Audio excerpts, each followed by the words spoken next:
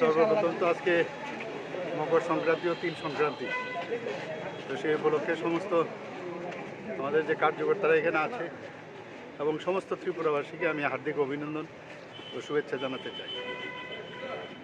গতকাল থেকে আমাদের শুরু হয়েছে স্বচ্ছ ভারত অভিযান এবং আমাদের যশস্বী প্রধানমন্ত্রী নরেন্দ্র মোদীজির আহ্বানে সমস্ত মন্দির এবং মন্দিরের আশেপাশে আমরা এই স্বচ্ছ ভারত অভিযান করছি।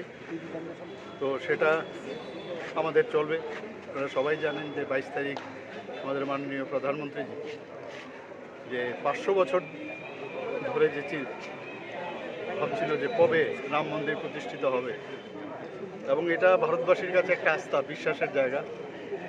সেই মন্দির মানে তার যে বিগ্রহ তার প্রাণ প্রতিষ্ঠা করবেন মাননীয় প্রধানমন্ত্রী নরেন্দ্র মোদী, এবং তার শুভ উদ্বোধনও হবে অযোধ্যাতে। আমরা সবাই সেই উপলক্ষে সমস্ত জায়গায় 14 তারিখ থেকে চলবে, সেটা 22 তারিখ পর্যন্ত সমস্ত মন্দিরে মন্দিরে পূজা অর্চনা, স্বচ্ছ ভারত অভিযান।